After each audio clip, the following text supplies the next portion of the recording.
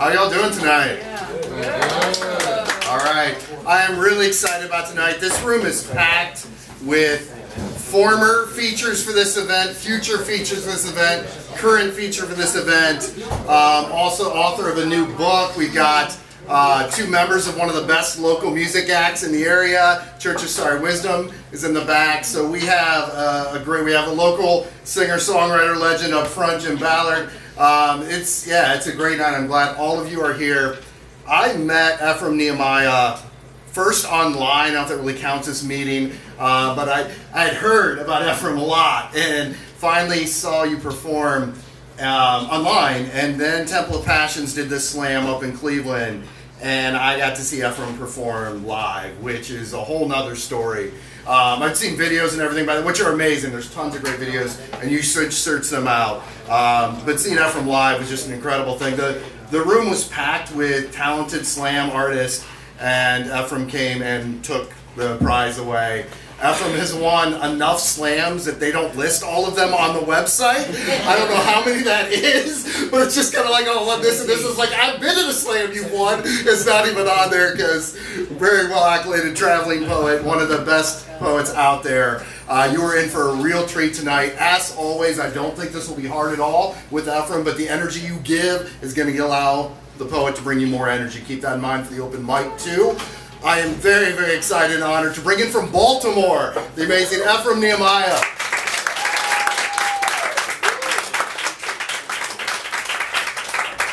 What's good? How y'all feeling? All right.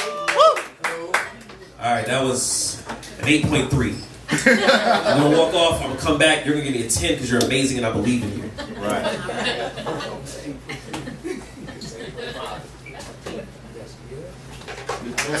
What's good? How you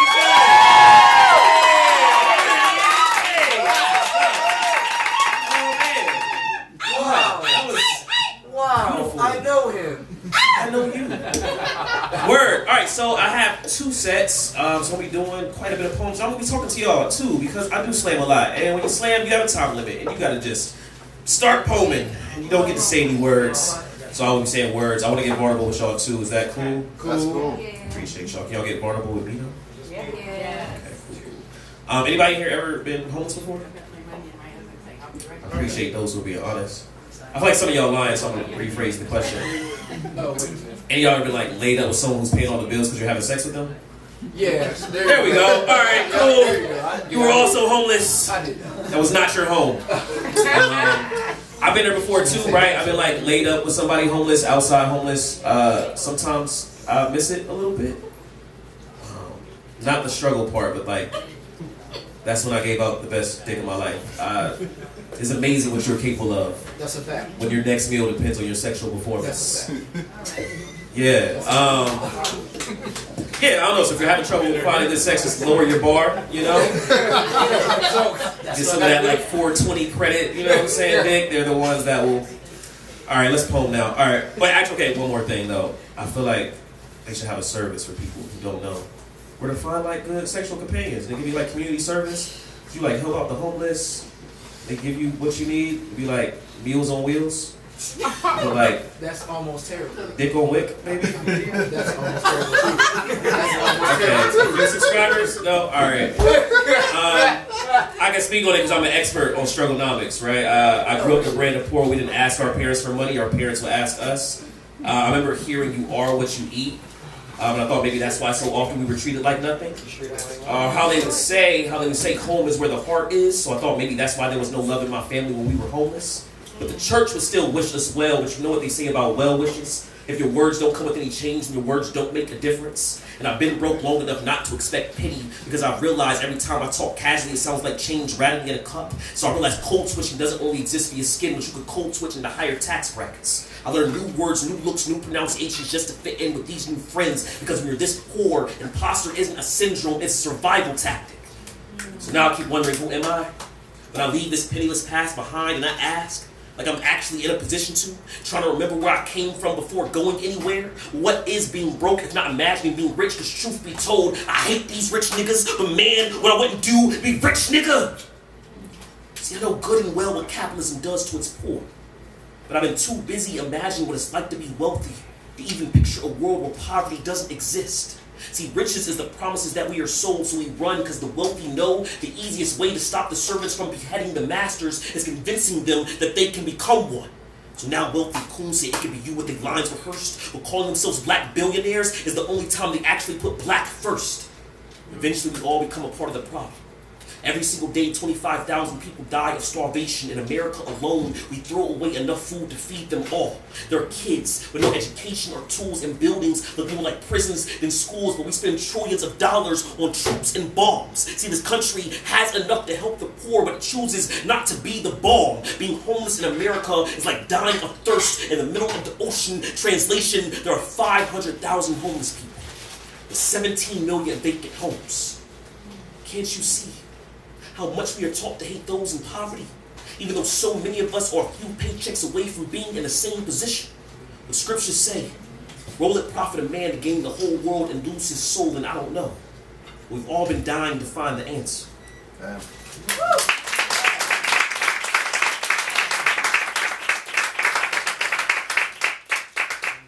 I forgot to preface it. All right, so I'm doing 2 sets. This is like the, I don't know, oppression overcome sad thing set. And the next one will be like, woo, yay, things are great set. So, yeah, be prepared for more not happy times. They'll like end with like, we're fighting back. But essentially it'll be not happy times. And then the second set will be like, it's still a little fighting, but more happy, less fighting. Any parents in here? Yeah. Hey. There was no like rules either. It's like, oh yeah. We're tired, man. We're tired. I've been there. I love my kid too, but it's a struggle, man. It'd be like that. It really do. It's a struggle, man. So every time I ask, there's always parents in there. And I was doing this set in DC, and for the first time ever, there were 0 parents in the audience, and I was amazed. And then I realized, like, yo, people really be having like different access to like reproductive services and abortion care, because like, any other room, it would have been some parents in there. But this was like, young DC, I get money. Yeah. You know what I'm saying? And access to things. But shout out to the parents that are in here, I'm also a parent, right? So as mentioned before, I have a book. It's titled The Autobiography of Absence. I'm going to do a couple poems out there, but they memorized, so but you can look at it now. This is the book, so yeah, if you got kids, if you are a kid of a parent, this book is for you. That means everybody can relate to the book somehow.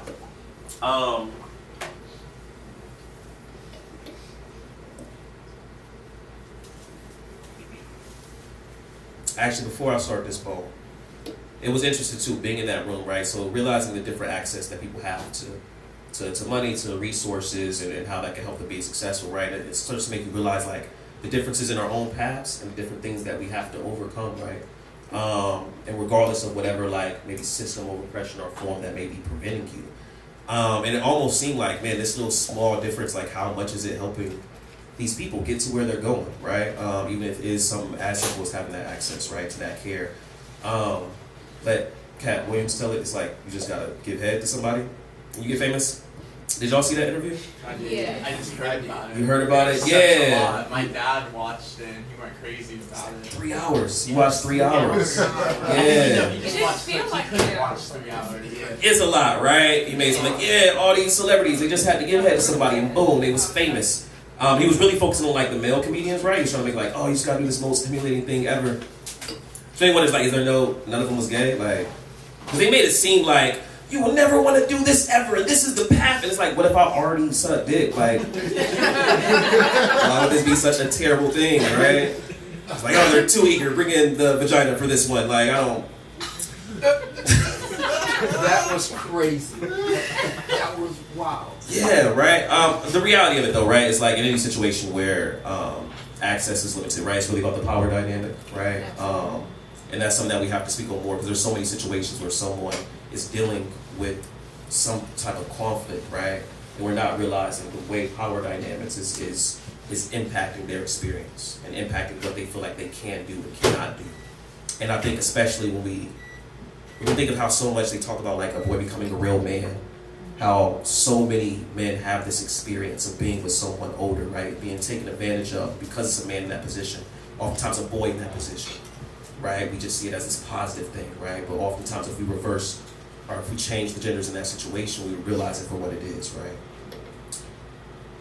If you convince the people that their harm is a rite of passage, right? You can make a sacrifice out of them and they'll praise you for it. I think our mentality begins to fade when we're just kids. Grown folk words, morticians slick when they talk about us like, there go my future husband. Oh, that cute little boy, that's gonna be my next boyfriend. Oh, just wait until he gets older. And once you try to check them, they're like, oh, you know I ain't being serious, I'm just joking around. Like we don't know all the best jokes have a little truth in them. And I know, because I've been the punchline before. The host at the open mic says, how many fellas in here ever been taken advantage of by an older woman? And all the men in the room laugh, the kind of chuckle that harbors grief. He tells a tale of the time he lost his innocence, and the eulogy is welcomed like a commencement speech. See, for parents, the only thing worse than bearing your children is excavating the trauma that killed their spirit in the first place. And I have a son now, and I'm realizing just how much parenting is more prayer than actual protection. Like when they pray on my child, but then call him a lady killer. Call him the one who did the harm. It's like watching a drowning, but then calling it a baptism. And what's wild to me is how casually we sexualize our own boys, whole adults in my face, flirting with my son. I tell him to stop. It's not funny. I'm not kidding. They got the nerve to look at me like I'm tripping, like ain't nothing new under my son. Still predators preparing flesh like embalmers. And I don't want my son's sacrifice to be how they earn a body. But I told myself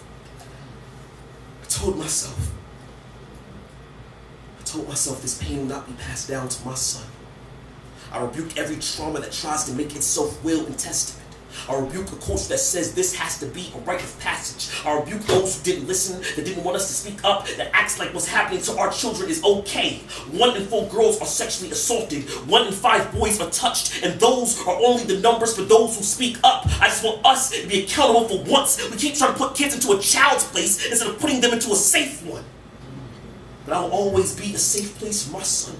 I will teach my son I will always be there. I will teach my son we can pour out all of our emotions here. I will teach my son no one has more control over his body than he do. I will teach my son there is a power in denying the things you do not want. I will teach my son how to say no. Even if I'm still learning how to say it myself.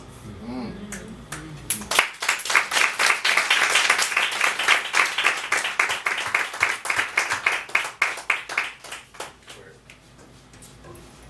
Y'all be on Twitter and whatnot? No. Nope. Y'all be on Facebook, right? Facebook demographic here? Yep. Alright, word. Instagram too. Okay, alright. I'm old. I'm really, no, I got, yeah. That's where I connect with my family, on Facebook.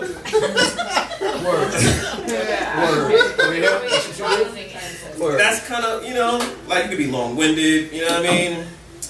Alright, well, Twitter diagnoses you a lot, so it's probably good not to be on there. I don't know if anybody else has experienced this, but you'll be like, 5 things you do if you got ADHD.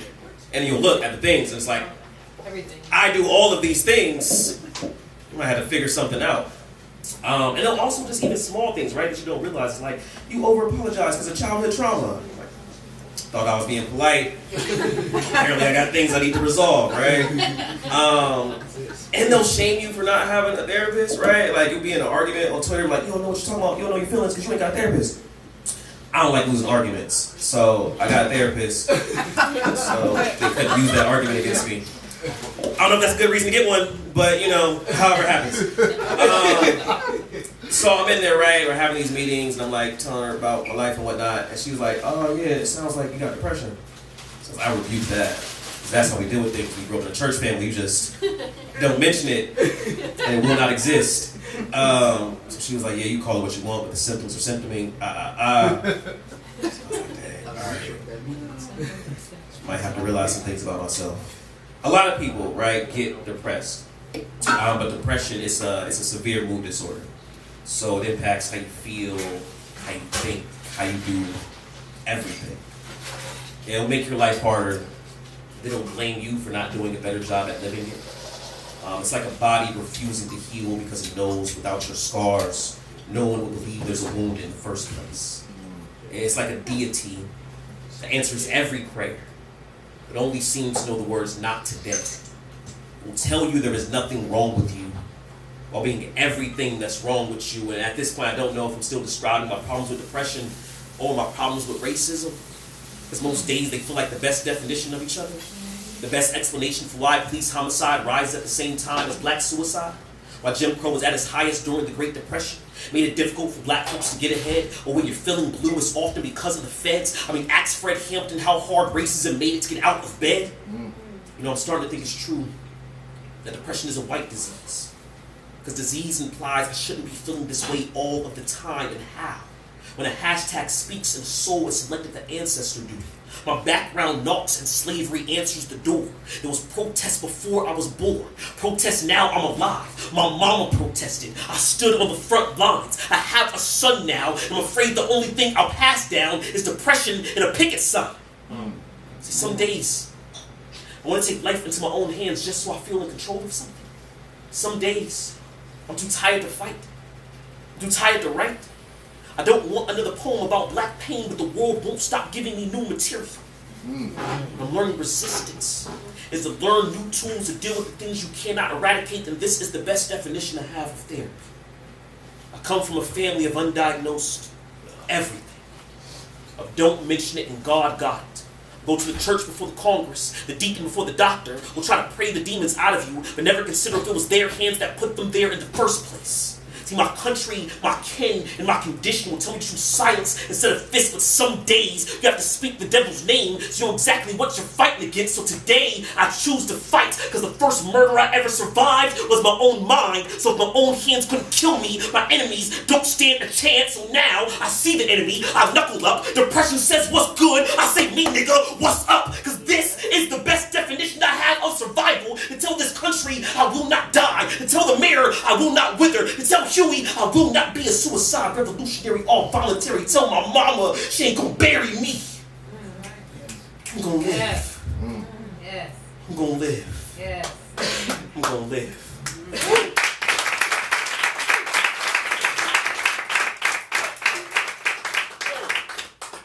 I appreciate y'all. Y'all a great audience. That's it for part one. All right, that's the saddle pressing times. I'll be back later with somewhat happy times. Thank you.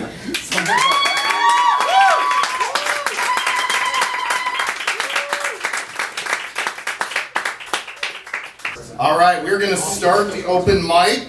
Thank you for your patience. We have a lot of great names on the open mic. I'm excited to call all these folks up here. Please keep it to 2 poems or less for everyone who's jumping on the open mic. We got a lot of folks to at 9, I think it was on the open mic. So let's start off. I'm not going to go in any sort of order here. Please welcome to the stage QintheStu.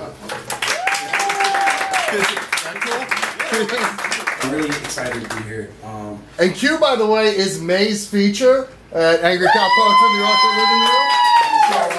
So, he's coming back. If you like what you hear tonight, come back in May. That being said, I think I'll do a piece that I actually did last time I was here, but I memorized it since then. So this piece it's just about forgiveness in general. That's the title of it. It's just forgiveness. I think it's funny how many of us are taught to apologize before we ever really learn what it means to forgive. As if I ever had the consciousness as a kid to hurt with purpose. As if I was really scheming. I think if I ever heard the words "I'm sorry" before I had to say it for myself, then maybe I'd be able to say it's okay and really mean it. Forgiveness is my biggest weakness. I say its name in vain. I use its likeness for the protection of my image, then allow its identity to be diminished as soon as the coast is clear. I can't forgive what I can't expel from the depths between my ears. In other words, it's no point in trying to apologize if you can't make me forget why you should in the first place. I'm not good at remembering names. Birthdays just don't stick. I'll probably ask you what you do for work each time we meet again, and yet I can't seem to forget the path to the place in my heart that holds resentment for those I simply didn't get along with. I don't know why I can't let go. I don't know why my blood boils and my heart bellows with rage at the sight of a long-lost acquaintance They didn't even mean to step on my shoes. That stupid prick. The whole time, if we switched and they were in mine, I would probably expect nothing less than the proper respect to accept my apology and keep it pushing. But while I stand here in my size 8s, I can't help but keep looking, watching, hoping they trip over the pocket I told them they dropped. Gotcha, bitch. But if being honest is what keeps your attention, then I'd be remiss not to mention that I'm not really proud to be this spiteful. I'd run myself into the ground if it made my presence more delightful, but the fact of the matter is I've dug this hole. I can no longer see the imaginary foes I'm constantly at war with. It's just me and all this fucking dirt. I've done all this fucking work and still can't stand to be the man that swung that shovel. I can't stand to be the man whose vices run victory laps in the same vicinity as his aspirations. I had to watch my goals roll over and go back to bed because I had them waiting. I was taken back when my dreams went to sleep on me. I haven't been gassed up in a while, so I've just been creeping on E, hoping that God would put his hands on me and lift each and every one of my burdens birthed by bad habits, but I realized that's not how blessings work. God has already done his. I've already been forgiven, but it's me who chooses to continue living in between my bads and I'm sorries. I've hardly given myself the chance to make amends with the man in the mirror. I know he's had a bad day. I won't lie and say that what he's done is okay, but it will be alright. There's no need in spending all night passing judgment over each and every misstep, each and every tiny blunder, each and every time you skip the family function, each and every time you wonder a little too hard about someone else's business. It's no need to ask for forgiveness from those who simply don't understand what you're doing, especially if you yourself occasionally forget what it means to be human, even if you ruin a single person's day simply by trying your best not to make a mess out of your own. All will not be lost, but what will be gained is another opportunity for new hope.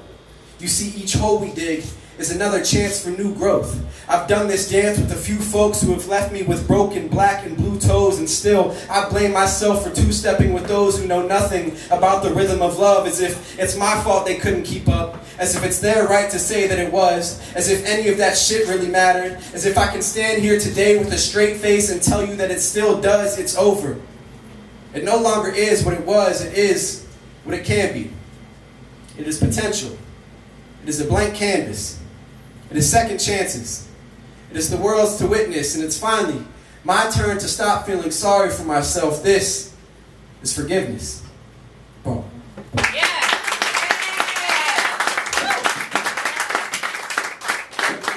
Thank you very much. If you guys want to follow me on Instagram, I'm at QintheStu.2. I'm part of a collective of poets called the Sparrow's Fortune. We have a show coming up next week. So definitely pop out to that show if you want. It's a journey through love and all the different types of love and what that looks like. Not just romantic, but fraternal and familial. So that'll be on my Instagram because I don't remember the address. But definitely check it out. Check out the Sparrow's Fortune on Instagram, and it'll be a great time next Friday. Thanks. All right.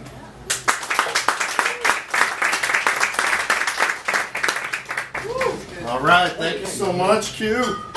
Thank you. First Wednesday in May, QintheStu will be our featured poet. Come back every month. It's been an amazing featured poet. Every month, folks have come through. You're going to get to hear a few more of those as we go through. All right, next to the stage, also first time at Angry Cow Poetry Rialto living room. Please welcome Bree.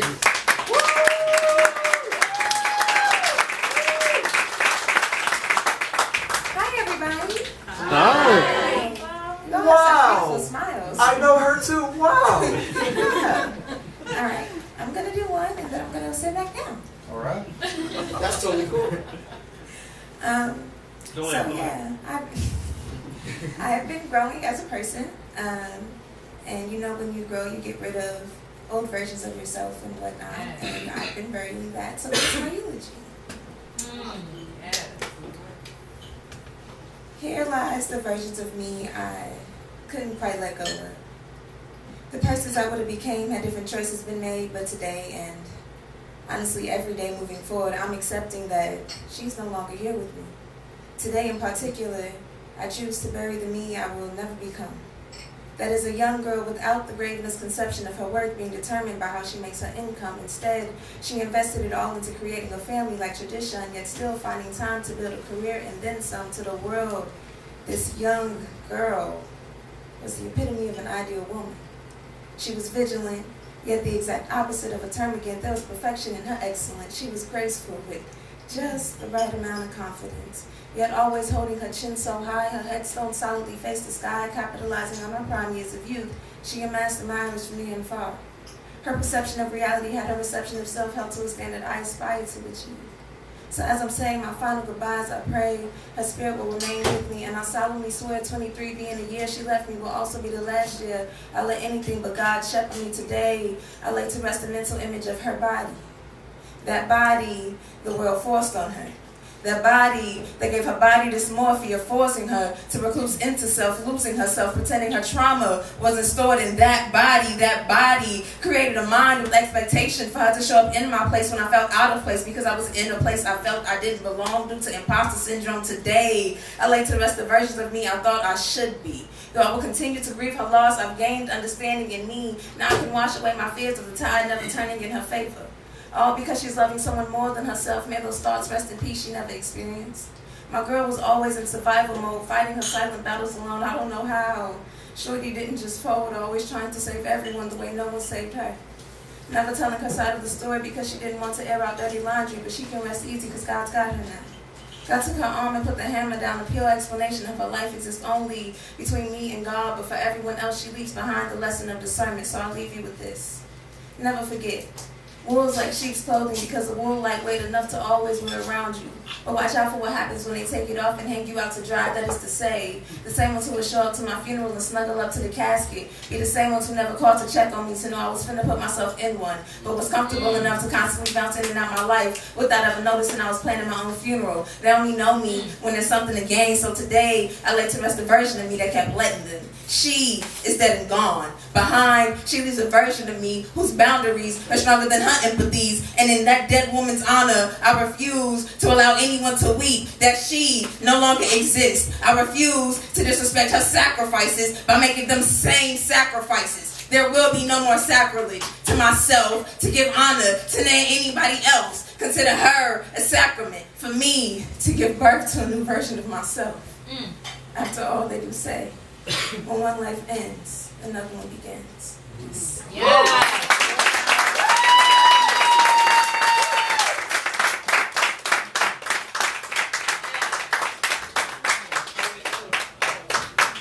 All right, thank you so much, Bree.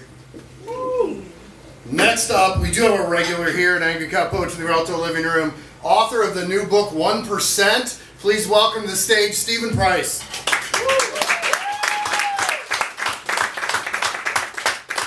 Alright, how's everybody doing? Good. My name is Steve Pryce again. Most of my poetry is about work and recovery. I do mostly poetry, but I'm transitioning to some prose, but this is still in a poetry publication. This is called Office Window. I sat in my office at lunch feeling trapped. There was a chair beside the window for clients to sit in while I interviewed them for the agency's homeless housing program. Tired of staring at the computer screen, I sat in it to get some sunlight. Lynn, the associate director, opened my office door and peered into my empty desk. She couldn't see me. She walked away. "He's there," I heard down the hall. The following week, my door was taken off. The maintenance supervisor and I had to put a wired glass rectangular window in it. It was so I could be seen. On the wood horses in the parking lot, we sawed through the pressed wood, leaving an almost white sawdust on the black asphalt and yellow parking lines. "When are we doing everyone else's?" I asked. "They don't want it anymore," he said. "I guess it's too late for me to complain." It seems like prison isolation for an office job. Next, they would be sliding my lunch through a space in the door. I wasn't sure I could take it much longer, but continued working. Clients and visitors noticed it, though, and I was promoted again. Like me, some of them had also experienced homelessness and mental health challenges.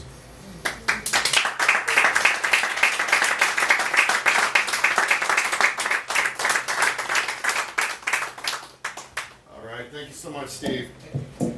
Next up to the open mic, June's feature this past June, so you missed it if you weren't here. Some of you were, but you can find all of it at angrycowpoetry.com, so you can still see Vision set. Please welcome to the stage, Vision.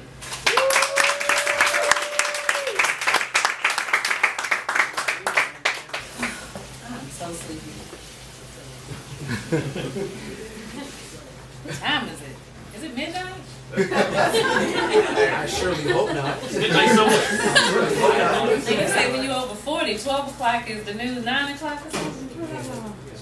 9 o'clock is new 12 o'clock. Yeah. That's what it is. So now I'm tired. Everybody talk about mental health. I had a client that I was maneuvering. She was housing unstable. And we finally maneuvered her after many, many tries into a really nice housing facility. And I forgot to put my phone on Do Not Disturb. She was texting me back to back at midnight about stuff that I can't do nothing about at midnight. So, I had difficulty falling back to sleep after reading that series of text messages. But, I can't relate to that. But, I was diagnosed with depression before. And, by talking about it, I guess I'll just do that poem. It's very real. I didn't know I was depressed. Once I was told I was depressed, I was like, that is amazing news. Thank you, because I couldn't figure out what was wrong with me, you know? And so when they said it, I was like, now that makes sense. That's why I don't recognize my house. So, this poem is called Check on Your Strong Friends. I was working, excelling at work, and deep down inside I was deteriorating. I had lost my father, my uncle, my grandfather, my brother in a very short period of time. And I was just working my ass off to run away from the pain. And so, yeah, sometimes depression looks different for different people. So this poem is called Check on Your Strong Friends. But before I do my poem, can we just give a round of applause for everybody that has touched this stage, please? This is our teacher, Ephraim Nehemiah.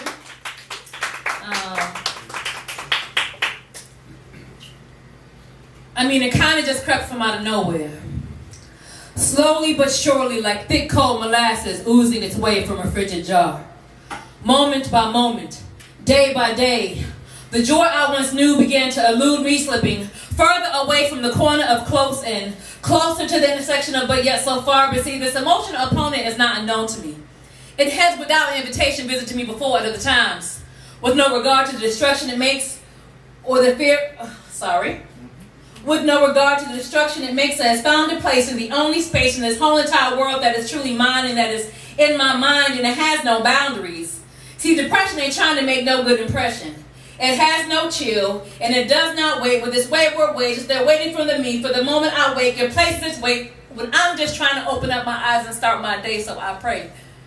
Because everybody needs me. I got fires to put out, tall buildings to leap. There's no time to take a pause for the cause that is me.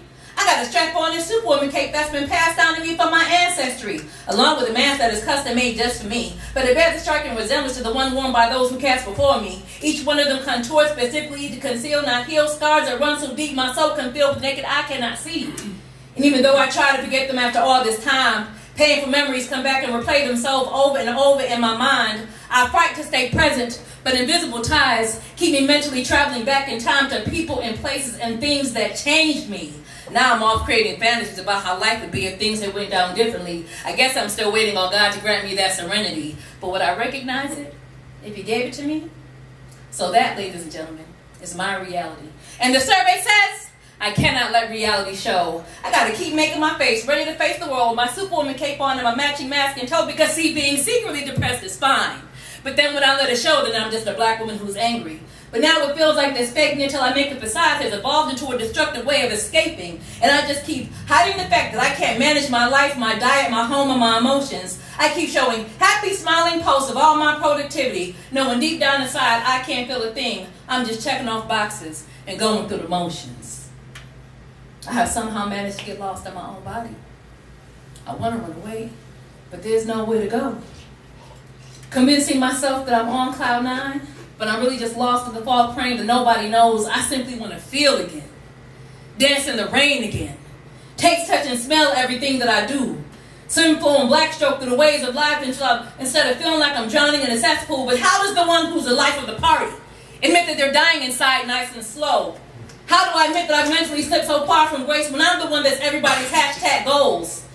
But perhaps everyone else doesn't matter, because I am the one that has to live with me. And I have been running for myself for so long and I'm so tired. This is not how I want my life to be, so I may have to step away from the lights and the cameras and the action for a minute. Because true healing is not posted on the gram, nor is it televised. It ain't pretty, it ain't sexy, or for all eyes to see, so viewer discretion will be advised.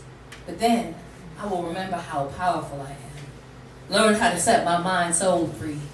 Put on my Superwoman cape one more time, but this time, the person that I'll be saving will be me. Woo!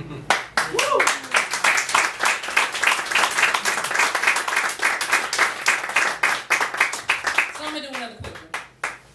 This one is funny. I mean, it might be. A little funny. Laugh, please. All right. Or I might get depressed. Stakes are high.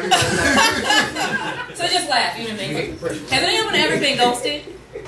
Anyone ever been ghosted? Man, what? Anyone brave enough to admit they've been ghosted? Man, what? Ghosted. I just got ghosted Okay. last month. Man, it's some trash. So I kind of didn't get ghosted, but I kind of did. So it's kind of like, you know, when they return, is it really ghosting? You know what I'm saying? It's annoying.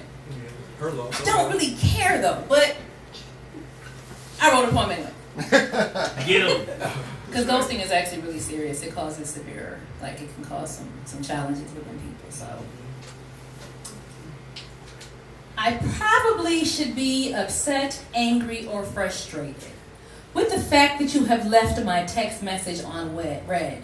After we collectively made plans, you mysteriously gone ghost, got me sitting here scratching my head. Got me asking all types of questions about what could have happened to you. Because I know there's not a chance in hell you would ask me out if you had no plans of following through. Did you somehow get abducted by aliens? Or maybe somebody stole your phone. Or maybe you had an asthma attack and you passed out. Or maybe you had a stroke. Or maybe you got trafficked. I mean, they are out here stealing men too. Especially if you got a rare blood type, they might try to sell your kidneys too. Maybe I should call 911. But then again, what the hell would I say? I need you all to do a wellness check on some guy that didn't call me or text me back the other day. You know, I don't even have an address or a location to send them to. Could I be possibly overthinking about some dude I barely even knew? I mean, we did have some pretty deep conversations over the past few weeks. Maybe I said something that was offensive, causing you to pull back and not speak. But choosing to go completely ghost, that just seems a little bit extreme.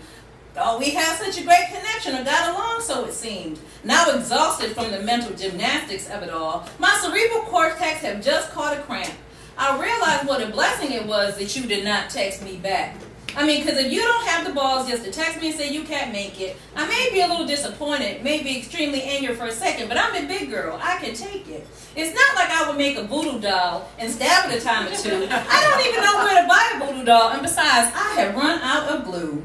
So now I'm just sitting here grateful that you did not waste my time. Because imagine if this happened 2 years from now, and you stood me up after asking me to be your bride. Because if you don't have the balls today, you probably not going to have them tomorrow, and next year for that matter. So you have saved me years of sorrow. So perhaps I should just be thankful that you decided to go ghost on me. Truth be told, I am a little bit sad, but what it is what it will be. I have to wash away all the little fantasies that I have made up in my mind that you never necessarily promised me, but they sure as hell felt good at the time. Because who doesn't want to hope or dream that the connection you made with somebody was real? But the reality is, you just weren't as into me as I was into you, as I allowed myself to think and feel. And I'm kind of making jokes, and I'm kind of grateful that you didn't waste my time. But going ghost is just plain old foul game that you have played with my mind. You know, once upon a time, we had to face people and tell them what was on our mind. But now it's like people are expendable when you don't have to look them in the eyes. And that doesn't mean that I'm not a great person. I mean, I'm actually pretty damn dope. But you will never know how much. But you have not killed my dreams or my hope. But the one that is meant for me is not going to ghost or disappear. He will have way more bravery and way more larger balls and will not operate in fear. So continue to float away, little ghost. You are not needed around these parts. This spot is strictly reserved for the strong and not for the faint or fickle of hearts. Thank you.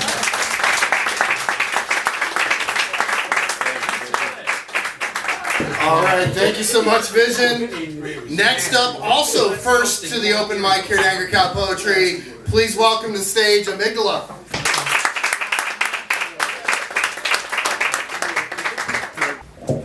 So, very recently I did a hero dose.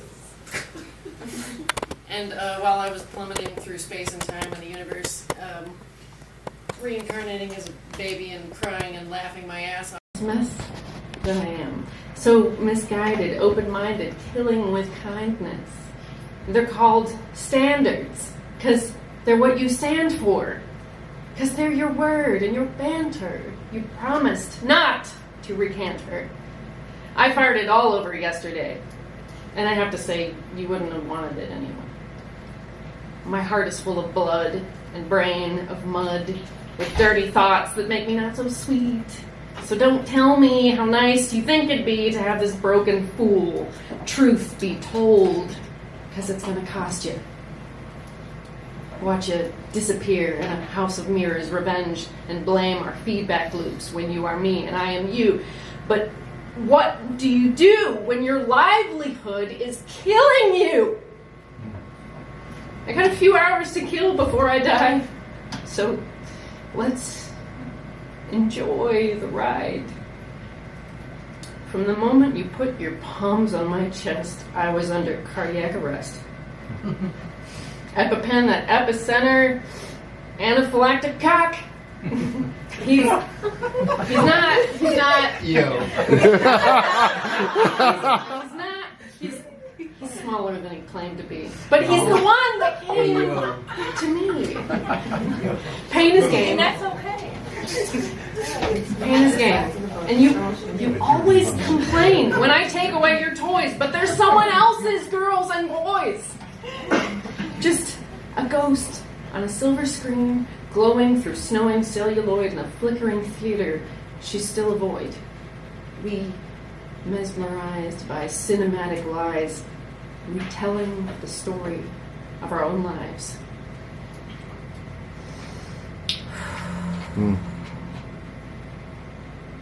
This guy in the sky, try to catch the vastness.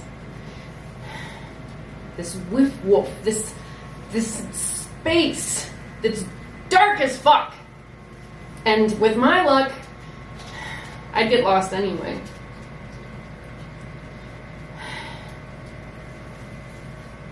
It's hard to wear a mask with a handlebar mustache. His shadow gripped the brick like paint, clinging like a saint, bent on its belief between mortar foundation relief, part and partial, making martial law a liability if it meant depending on. I can't fucking function. Where's the back door to this fucking circle? I'd like to go now. Thank you. All right.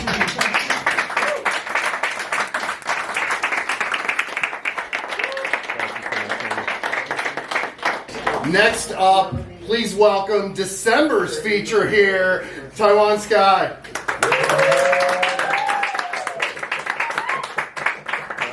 I hope everyone's doing well. This has been really fun. Everyone's been so fun today. Thank you all for your words. I'm going to read two poems. One I just wrote and I've been working on for the last 2 weeks, just chipping at it. I think I'm going to get it workshop tomorrow in class, and with that, I go to Kent State, and Kent has really, there we go. Kent has really, really greatly impacted my ability at writing. Changed my understanding of how to write, why we write, just all of that. And I appreciate all of my professors. And one of the poems I read here once, I wrote this summer before I had taken formally a poetry class, and I've been editing it after taking that first poetry class. So I wanted to share that, to be okay, so this is where it went. This is what education looks like, or whatever. So the first one, and I'm just going to read them like consecutive. So the first title is Kissing Back, and the second is, this is a poem about movement. And Kissing Back now starts with an epigraph, but I think it's important to kind of get the vibe of this poem. It's a Bible verse. We may know it, we may not. It's Leviticus 18:22, misinterpreted, of course. And if we need the misinterpretation, I do have it. Thou shalt not lie with mankind as with womankind. It is abomination. Kissing back. A little lavender to the coffee never hurt anyone. You replied after comments were issued on how bold and bizarre your taste buds were. Iced, of course, you added, flicking your wrists forward, revealing onyx black nails against pale skin. When we finally received our drinks, you yelled, "Another win for the gays," as you raised both your drink and my hand in the air. My cheeks reddened new roses, but you couldn't see. You were very beautiful. In your dorm room, you sat on your desk decorating my nails to mirror yours. I said I could have done it, but you insisted. We listened to some Mac Miller, only the melodies that made us smile. It was nice. I apologized because I had never kissed a boy before, but then you just grabbed my neck and kissed me. I kissed back. It was nice. Your roommate walked in and acted like they didn't see. I was a statue. You were a songbird. It was nice. We were smoking weed on the train tracks, gray smoke rising towards nowhere special, walking and walking until we forgot who we were. The river waters a spine, you screamed, dropping a rock, making God work. I broke down into tears when my dad called. He rubbed my back counterclockwise, hoping to turn back time. You look really pretty, you whispered. The wind is feathery as your voice, and your eyes are the prettiest roses. This made me even more hysterical. After the 12th day of my mental collapse, there was a demand for a shift in the narrative. I felt backed into a corner of my own creation and closeted corpse. A bottle of Zoloft laid in my mouth, but you wouldn't let me swallow. Look, you said, pointing to the white capsules glittering all over the ocean blue carpet. It's winter. I wanted to smile. I really did. You were silent. You were silent when you picked me up from St. Elizabeth's. Your eyes remained on the road, numb, sullen, swollen. My eyes remained on my arm, numb, torn, truth. I still have the socks on, my size, but still too big. I was itchy, but didn't scratch. I know you didn't want me to hear you mumble. I'm not sure how much more I can take. But I did. And deep down, I knew. You were already gone. I invited you to coffee at 3. You didn't show up. I whisked my coffee and listened to the song's melody. And the ISIS song, my apologies. I took a sip. Bittersweet and lavender. Strong, very strong. I kept waiting. I'm still waiting. This is a poem about movement. 1. Once, frozen in a frosted sadness, I came upon an abandoned ginger ale can. Canada Dry, sour flower planted onto a white winter soil, dented, simple, periwinkle, and still. I masked my breath, a little monkey man, mute with a lost mind. I stayed for however long. 2. The cold cloud kisses seeping into my skin were seraphic and perennial and unique, and I thought of a million precious things split into a trillion pieces. Crystalline choirs, the blades of grass within a boundless glade, family, maybe, depending on who was asked, depending on who rules the lexicon. During February snowfall, my mom's high school friend, my aunt, and a winter lullaby in her own right, gifted alphabet to my name, imprisoned in hypothesis. Columbus held my screams first, candid and Crayola, as the reds and oranges of the maples painted the gray landscape as they tend to in browning October. I was birthed in leaf piles, became alive through snow angels. 3. Mangled in metaphor, the snow surrounding felt human, like me and my many moments melding, maybe.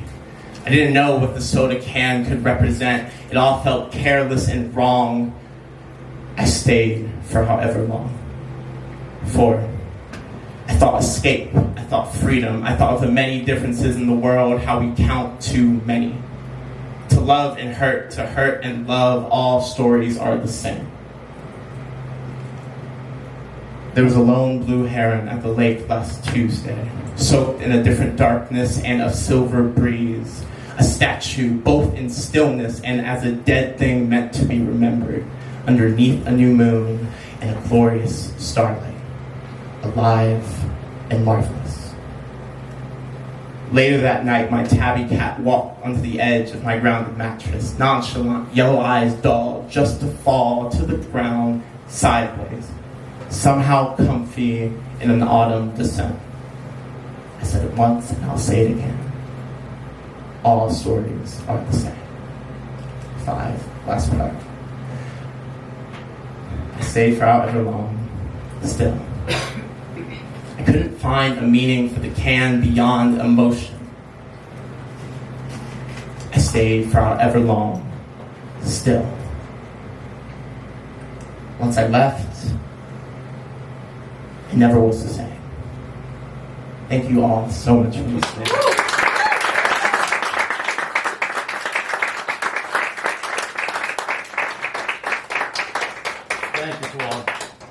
Jay, did you end up having a request? It's okay if you don't. I know I'm putting you on the spot, but I forgot to ask you earlier. The one about killing cows. What's it called? Well, I have several, but when you kill cows but are offended... okay. I'm just saying, that's not unusual. All right. I have several. Right? Okay, so this one, as you'll find out, was a response on TikTok. Of course, I perform under Angry Cow Poetry, and sometimes, people see that and try to, show you some other side. And so this is, when you kill cows, you're offended to be perceived as a killer. To the rancher who tagged me in his video asking if his cows looked unhappy, I responded, show me a video of their slaughter and we'll see. Footage never arriving. An abusive boyfriend can always find a photo of her smile. Can always pick the moments when she doesn't see the danger in his eyes, the times when his touch is gentle, the calms before the storm. The image conveniently framed to crop out the terror. Those moments of trust when the victim doesn't yet know your plans for their flesh. An illusion of happiness, easily digested. A photo of the wall before the fist smashes the plaster. A photo of the cow before the bolt smashes the brain. Before the screams. Before the blood. Before the silence we all knew was coming.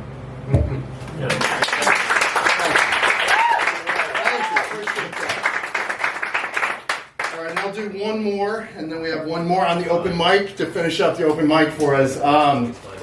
This one, the first piece in my recent book is about the bad apple reference. And anybody know when that started being used? Not how it initially came out. Well, first of all, does anybody know how initially the bad apple reference was? 19. No, go ahead, Ephraim. What you got? I was going to lie. You might have been all right. All right, and it's okay you don't know. Lion is outrageous. But, Amy, Jay, somebody had it? Okay. So initially, when the metaphor first came out about the bad apple, it was one bad apple spoils the barrel. I mean, that is the metaphor. And then in 1991, after police brutally beat Rodney King, it became a defense of, oh, it's just a few bad apples. And so this is a response piece to the continued usage of that. A few bad apples, they said. Apples laced with poison. Apples that kill. Apples left in the barrel long after we noticed their rot. Protected by the other apples who rally around them, declaring poison is standard apple procedure. Protected by qualified apple immunity to the laws of the land. Protected by a society that too often looked away, or found a flaw with how the victim chewed once upon the past, or simply disliked the color of their teeth. The poison lingering, festering, dripping onto the apples below, waiting for the next unsuspecting bite. The other apples claim the bad ones wouldn't have killed if you had been in better health. You should have been able to withstand the poison. Yeah, you did that. So thank you. We have one more up to the open mic. Last month's feature. If you were here last month, Sugar's an amazing feature for us, as all of the features have been. Again, you can find that in videos, Angry Cow Poetry. Click on Rialto, and you'll get all the events, upcoming features, and past features there. Please welcome to the stage, Shug.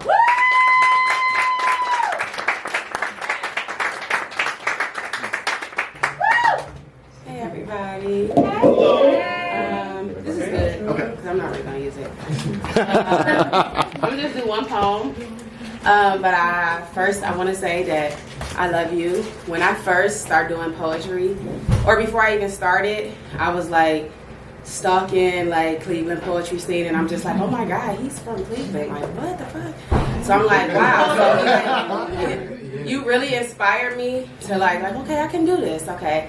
So I love you. And then second of all, I love your outfit. You look very stoic. You look like a poet. And third is Black History Month. Yeah. All right. So I'm just do one poem and I'm gonna leave. It's my favorite poem, so I'm doing this for you because I know you ain't heard it before. So this is for you. Right? All right. Okay. Po Boy, Brown Boy, and Little Boy Blues. By Po Man, the Brown brother. I bet he'll sing you a tune. I said, Po Boy, Brown Boy, and Little Boy Blue. That ain't no Po Man. That's a rich nigga sitting on the moon. And the man's soul got trapped on a boat. I mean, sky as far as the eye can see. And the captain's quarters, well, that ain't no place for a Po Man to be. Po Boy. Po Boy's still paying pain. Po Boy's been coming around my porch since they called me by my grandma name, and I've been pushing prayers ever since I could tie my shoes. Watching grandma fix some man plate, then began to tighten his screws. Natural born healer, Dylan God, the remedy you ask. Well, a little salt, a little taste, a little time. Grandma say it's like going fishing in a man's mind, nursing a sleeping man awake. Bait him with a hot plate, safe, quiet, warm place to stay. Your daddy was a po boy. Your mama loved po boys. I mean, she soothed the blues right out his eyes to see the magic in a man, the pride, and then come alive is to watch the alchemist flow current. Currently correcting order up at 4 a.m. in the morning, watching the weather. God send me a sign. God send me a number. God send me a letter. A sweet little poem, a sweet little song, a sweet little prayer. Be careful yourself not to break a levee. Prayer work can weigh on the heart and become heavy, but sometimes it's just gonna have to rain, cause po boys ain't been coming around my porches these days. Summer slumber, waking a hungry hunter. Po boy party and pop a white girl, cause your daddy cursed her skin. But one day, I'ma set the table and me and po boy, we gon' both feast in the lion's den, cause I too am America. Choose your character. Indian giver in blackface, hiding behind a foreign man's sin. Always your savior, sometimes your lover, sometimes your friend, sometimes the light you guided by, sometimes an angel sent to testify. Po' boy, go around that back porch and get a mother some time. Po' boy, go around that back porch and just talk to God. Po' boy, go around that back porch, take your shoes off, put your coat on the hook. Go around that back porch where I want to fetch my prayer book. Sun gazing in front of heaven gates. Rose garden covered in uncharted terrain, and your little sister feeding you magic in these breadcrumbs, hoping solitude will just show you the way. A little birdie whispered in my ear, every man has its own path, every man at his own pace, and this is a channel message set to arrive 3 years, 3 hours, or 3 months from today. Enlightened ones understand what's understood don't need to be explained. Pay attention to the message conveyed. Pay attention to the image portrayed. Pay attention to the karma you make. See, the reaper man just out here reaping, man, just for you to go and be recycled again, and you just been painting over the footprints of angels that been tap dancing on your ceilings. Rebirth for the Renaissance, but it's blues in the street. Jordans hung on telephone lines, but the real river's in me. See, I wrap my hijab and Ramadan is beat. Burn your sun downtown, down, wait for night to feast. Rob you of your silver, weld them the keys, hand them the po' boys, tell them next time, watch the company you keep. They start talking practice round 12, 12:30. Duck, it's a demon, duck, it's a demon. Po' boy, that's a goose on your head, and these ain't po' boys walking, these guys misled. But God got granddaughters posted at every station, anticipating when to break fast and when po' boys gonna come around that back porch with his own torch, lit by source, ready to settle scores, reneging, talking to the ancestors across the board like I got a rich nigga spirit. I ain't no po' boy no more. Po' boy, go around that back porch and get a mother some time. Po' boy, go around that back porch and just talk to God. Po' boy, go around that back porch, take your shoes off, put your coat on the hook. Go around that back porch while I run and fetch my prayer book. All right, thank you.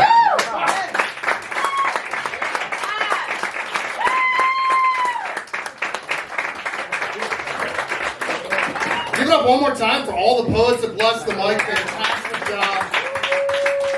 The talent doesn't stop when the feature sits down. So we have blessings with one more time with Ephraim on the mic. Do y'all need like 5 minutes, drink, restroom, that sort of thing? Are y'all ready to go? Keep going. Let's get it. All right, okay. All right, so I want to tell this.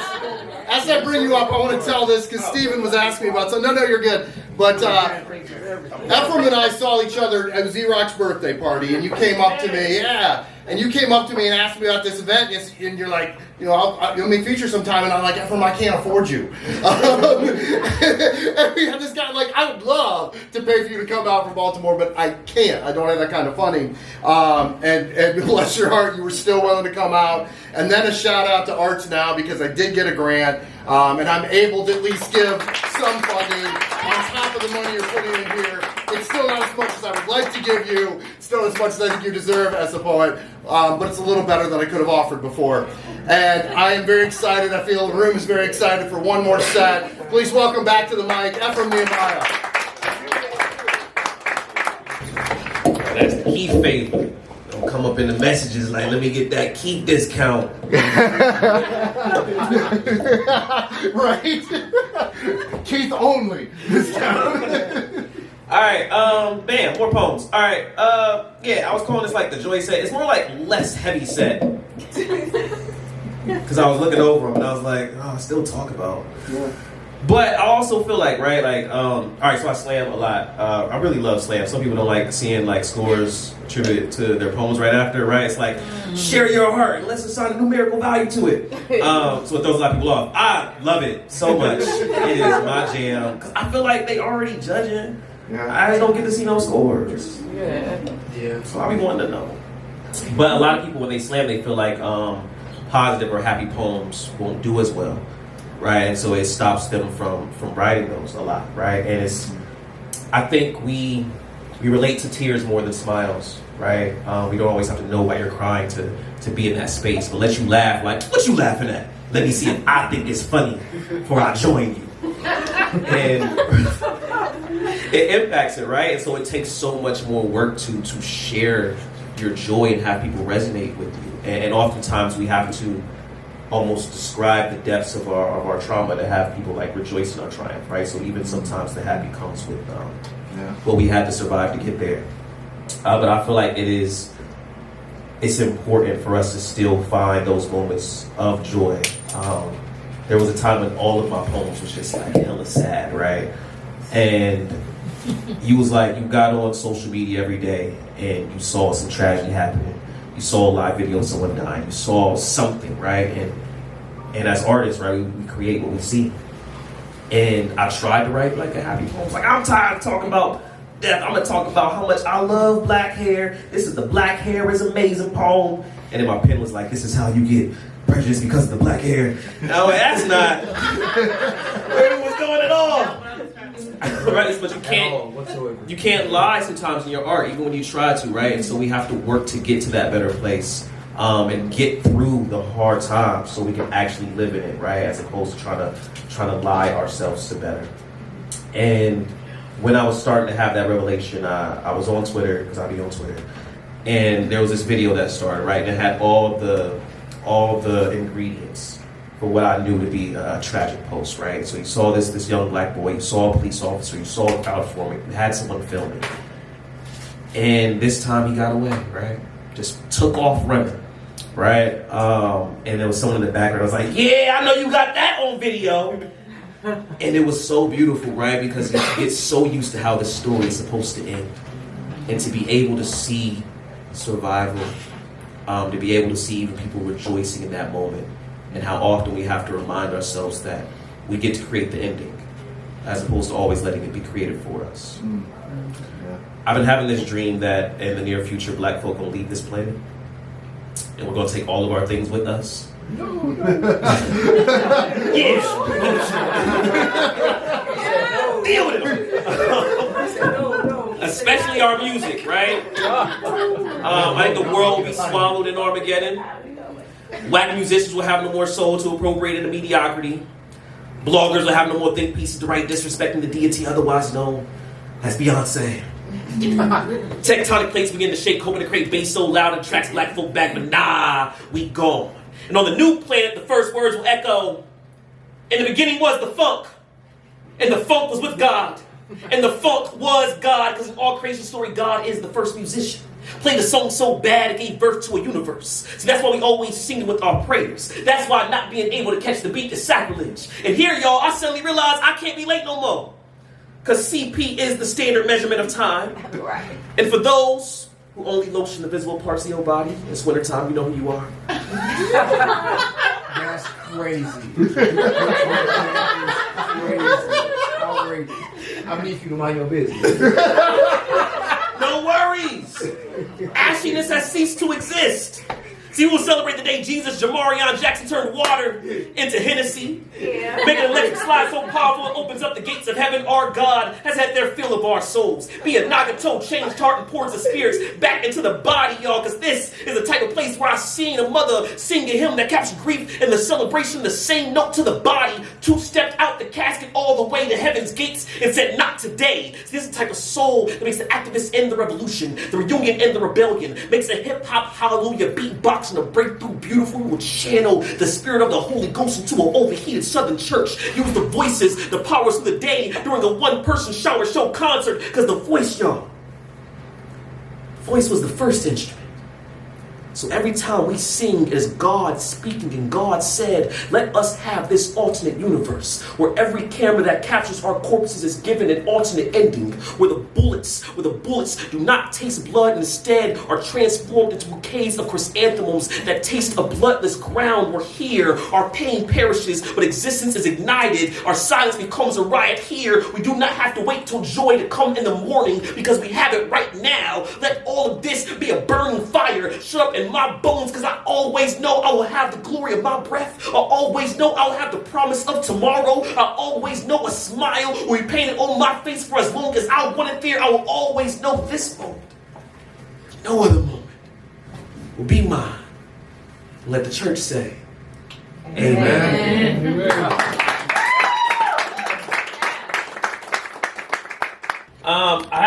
relatively new poem. Okay. Not memorized, but I don't like doing this, so I'm gonna put it in here. Oh yeah. Better? This is like. Oh yeah. We're gonna act like. Make sure you buy the books so you can read this one. It's very academic. Yeah, you know. I use really small font. That's not turning the page. All right. Okay. So like my goal as an artist, dang, there's like a longer version of the story. We're here for you. Word. All right. They spoke for all y'all. Now y'all have to do That's that. right. All right. So back when I was at Kent State, a lot of us was having like a political awareness while we was there, right? And trying to figure out like what can we do to change this world that we live in, right? And I feel like a lot of people, we always get like, yeah, we're going to change the whole world. It's going to be us. I don't know what y'all was on before, but didn't do it. But now is our time. And it really motivates you, right? And pushes you. And then sometimes you deal with these obstacles that make you be like, dang, bro, like, what? You know what I'm saying? You fight so much, not so much for like the liberation to exist for you. It's almost like you have to do this so the next generation can have it, right? And it was wild. I was reading The Souls of Black Folk, right? When that book dropped? 1899? Sounds about, I think, yeah, sounds about right. 1898. Okay, I believe you, and you were right because you said it out loud. No one else did. That's fire. All right, so I'm reading this book, right, in 2000 whatever, and it's relevant, right? It's applicable to what I'm going through today. And it's like, did you know when you was writing this book? It's almost like you wrote this so things could change. And how would you feel if you knew 100 years later this would still be relevant? Yeah. And it's thoughts like these that sometimes like almost brings you down from fighting, right? But you still realize how much like you have to keep going. But there was also a piece of me that was like, I'm not trying to die before I experience things I want it today. I want to have liberation in my lifetime. And so my goal as an artist, right, is to gain enough influence and resources to create a sovereign nation where we don't deal with none of the things I don't want to deal with. You know what I mean? So none of the racism, none of the homophobia, none of the transphobia, none of the obias and the isms. Mm-hmm. Is misogyny the only one that is that way? Polygamy? We like polygamy in my side. None of that polygamy, okay? And cheating on. Polygamy over here. I was just thinking about words with endings. Yeah, what does that suffix mean? We'll figure it out. Why is it going? Okay, yeah, so the isms, the obias, and misogyny will not be there, right? And sometimes, right, I'm like speaking of this, like, yo, I want liberation in my lifetime. He was like, I want freedom, right? I'm like, yeah. And I'm like, I want black freedom. I'm like, yeah. It's like, I want black queer freedom. I'm like, and right, and it speaks more to like all for all of these things to be eliminated, right? You even sometimes people are like, yeah, I mean that sound cool, but all that pronoun went doom, I don't know what all that. You know who's amazing at recognizing pronouns? Niggas who be cheating. I feel like, I don't know if you ever talked to a man who's been cheating, but he will they, them, every conversation up. Like, where was you at? Oh, you know, I was at my friend's house. Oh, where they stay? Where is it? Nah, yeah, they be, you know what I'm saying. You ain't gonna hear nary a she, her, nowhere in their conversation. That has nothing to do with the poem. Now everybody, she's got to come up with new lies now. Thanks. Oh man. So, and I've also noticed, right? Sometimes I'll have like mad straight homeboys, right? They'll find out like one of their friends is gay, and they'll have like a similar response, right? Like, yeah, you know, that's cool as long as they don't hit on me. It's usually like the least attractive one in the friend group that also makes this comment. It's never the fine friend that's like, it's always the one nobody is checking for. They didn't even glow up, they just like dim down. Either those people are the ones whose like entire knowledge diet is like bad advice podcast. Like, yeah, I just wish he wasn't out here all flamboyant. And One person was like, yeah, how you supposed to be man in the house? You're not even man enough. And I decided to have a response for them. Because a lot of people, right, I can tell you the type that like don't own a bed but always find themselves in one. Right? But how you going to be the man of the house when you're not even a man on the lease? Never had a ring on your finger but got rings in the tub? The type that want to give advice on how to be a wife with their parents divorced? Stop it. It's toxic. Talking about things you don't understand when there's so many better options. I see you. Bob that I want to build with you ass niggas. Stop fronting. So you the type to bring a girl to the function and be like, that's just my cousin. Talking about you telling the truth when you know you wasn't. You be feeling all attacked but your words is defensive. Your tongue say the shoe don't fit but the bottom of your soul say different. I know you. Throw the stone then hide the hand.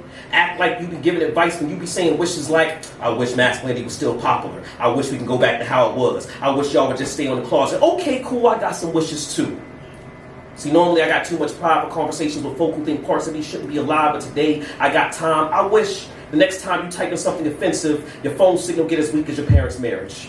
I wish every time you say no homo, you have awkward dreams of your homeboys in an orgy, so the next time you dap them up, it feels mad awkward. I wish... I wish you only have erections at the most awkward times. Like church, family reunions, funerals.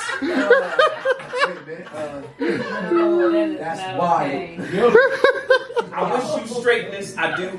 Like unwavering, guilty straightness. I no longer wish that those who critique the most are revealed to be the homophobe and the homo. I wish we are no longer expected to ask redemption from those who made us feel truths needed to be forgiven. I wish you comfort to express yourself so you won't lash out because you feel like a microphone ain't the only one who listens. I see you, and free expression is all you want. I just want you to think of our health. While a safe space for you has to be a dangerous one for everyone else. I get it. I come from a lineage of those who made everyone else the problem. I come from a place of not speaking life into myself. I come from a long line of treating myself the worst. Can we all do something together real quick? Can y'all repeat after me?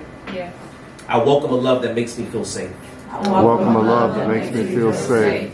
So usually I gotta call somebody out for not doing it. I will not shrink myself for the comfort of others. I will not shrink myself for the comfort of others.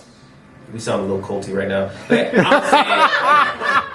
trying to see how far I can go. Like, all right, I'm gonna say more energy. Y'all gonna say more energy. Cool. I welcome a love that makes me feel safe. I welcome a love that makes me feel safe. I will not shrink myself for the comfort of others. I will not shrink myself for the comfort of others. My lessons for growth will not require that I am scarred.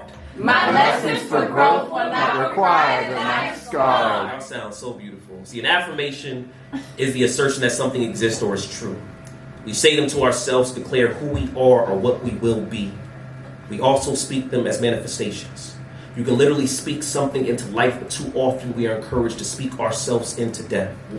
And I'm one of the most skeptical people I know, so I often question, if manifestation exists, how come I can't make $1 billion appear in my fist? How come this criminal system ain't fixed? How come my family's still broke? How come I can't just say my life is better and it already be better? And I have learned the power is not just in saying the words. The power is in believing them. And this is where I often fall short. I often carry pessimism like it is my best friend. I prefer criticism to compliments. I'm a sovereign of self-sabotage. I've been let down so much I can't tell when a hole is dug for me when I'm the one holding the shovel. And I realized just then how much I defined my life by the pain. I learned I already knew how to manifest because my first faith I practiced was how to prepare for the worst. I doubted my ability until I realized I speak of my fears and they happen. But my nightmares ain't premonitions, it's just what I mostly mentioned. So I had to imagine what would happen if I spoke life into my dreams. So now I speak freedom from every wound. I forgive myself for not loving me as much as I love others. I forgive myself for acting like I was the worst person here. I forgive myself for not being the person I wanted to be yet and judging myself for not doing so. I forgive myself for all the times I did not want to believe in my own image. I let go of the illusion that the pain I know is better than the places I am going. I let go of the illusion that this past will always haunt me. I release the guilt I nurtured. I release the shame I carried. I release the energy that no longer serves me. I let it all go. I do affirmations with my students too, y'all. I learned just how much they step into a world meant to break them into pieces, how some of them don't even find love in their own homes. One of them said to me, my TV pays more attention than my parents do. If I'm quiet enough, at least Netflix asks, are you still there? So now we do affirmations. We speak a love for ourselves even if it does not yet exist, because if you say it enough times, you can watch it bloom into reality. We give ourselves something that no one else can. We look in the mirror and say the things we need. We shower ourselves with every comfort and affection that this world tried to tear away from us. So right now, I need everyone to think of something they love about themselves. And if you don't know what that thing is yet, then say something that you're learning how to love. And on the count of 3, we're going to speak it out loud. So often we give love, we give encouragement, we give praise to other people, and we don't do it enough for ourselves. So on the count of 3, whatever it is you're loving or learning how to love, speak it out loud. 1, 2, 3. My willingness to try again. I appreciate y'all so much. Thank you, thank you, thank you, thank you, thank you.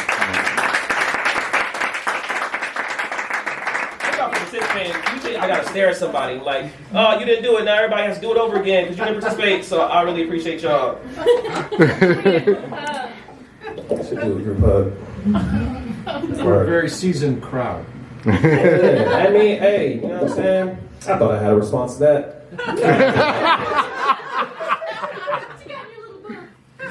Oh man! All right, I was gonna try to write a love poem real quick because I'm doing a show about love and stuff later, and it didn't happen. So instead, I'm about to talk about something I hate. Yeah, it's actually a terrible place. I know it's supposed to be the joyful, happy situation, but there's one place I got to talk about that I feel like particularly causes a lot of harm. And I feel like as poets, as artists, it's sometimes our responsibility to let people know about the institutions that are preventing us from being the best versions of ourselves. I believe it was James Baldwin that said the role of the artist is the same as the role of the lover. If I love you, I must make you aware of the things you do not see. The place I want to talk about is Waffle House. Say that. Yeah. Is anyone in here that likes Waffle House? You know, I'm meant to be here tonight to deliver you from your attachment to that place. All right. Oh my God. Okay, so this is a letter to Joe Rogers Sr. and Tom Forkner on your little establishment, Waffle House. When you were thinking what to name your restaurant, did you consider what that name would imply? You would think, Tom, with a name like Waffle House, you would have, I don't know, more than 2 types of waffles. No. Some of y'all don't even cook the toppings all the way into the waffle. It's not a Waffle House. That's false advertisement. Thought of a list of better names. The Sketchy Diner. Our Waiter Shoot Back House. We got more sandwiches than we got waffles. The International House of Pancakes has more waffle options than the Waffle House. When I first dined at your restaurant, it was a cold Virginia night, and I expected to taste amazing waffle creations. No, all I found was disappointment. Found the memories of broken promises spread out on the countertops. I looked at the menu and my desire crawled back inside itself. You know what Waffle House is like? Waffle House is like them bathrooms with no toilet tissue in them. Just them extra rough brown paper towels. The ones that feel like they made out of sandpaper and hate crimes. Waffle House is like me going to a spot called the Pizza House. I'm like, yo, what kind of pizza you got at the Pizza House? Like, we only got cheese pizza. And we can sprinkle some pecans on after we cook it. Every single time someone suggests dining at a Waffle House, a single tear falls down the cheek of Aunt Jemima or the Purple Billing Company lady.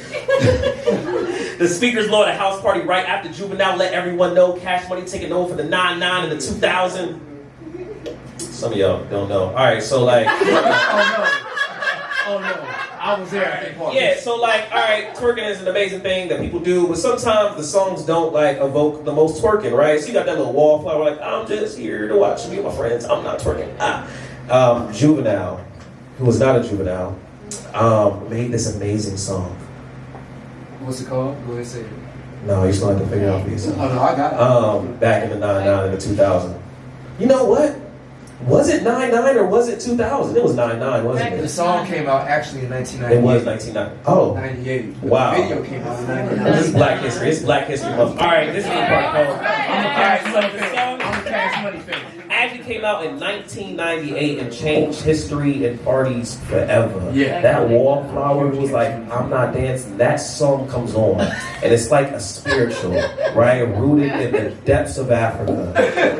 Comes out and evokes just a dance, and that you will receive the best twerk of your life when that song comes on. All right, because when they say go to back that thing up, it's like a spell, and it just conjures abilities. And I'm an amazing twerky. I'm short, so my center of gravity is like really right there. You know what I'm saying? So yeah.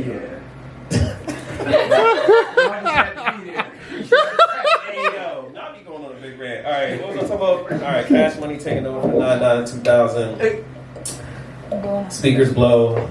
It's a terrible thing to have happen, okay? Imagine that amazing song God described, and then someone suggests to go to Waffle House and the speakers blow. That's what it's like. I thought maybe it was just me.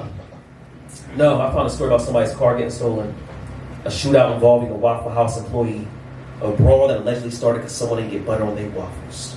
But y'all not even putting butter on y'all nasty waffles. But you know what, Tom Porter? Joe Rogers Sr., I don't blame you. I blame Christopher Columbus. Making white folk think they can just name things whatever they want.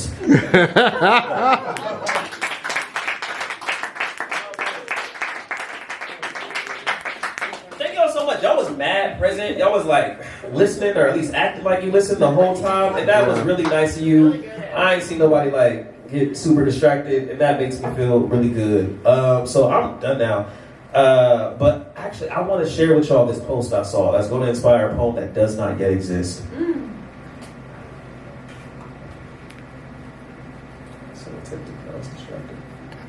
All right, boom. So, calling my lover mine, but not in the way that my toothbrush or notebook are mine.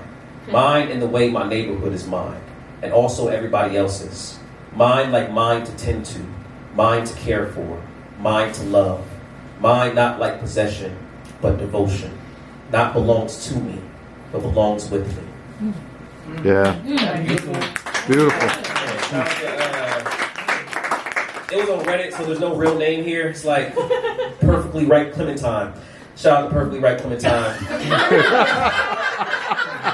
It was going to inspire a poem one day. Thank y'all so much. My name is Ephraim Nehemiah. And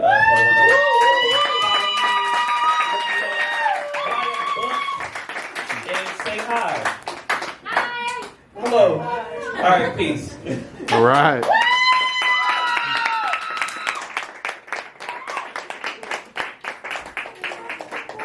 Give it up one last time for Ephraim Nehemiah.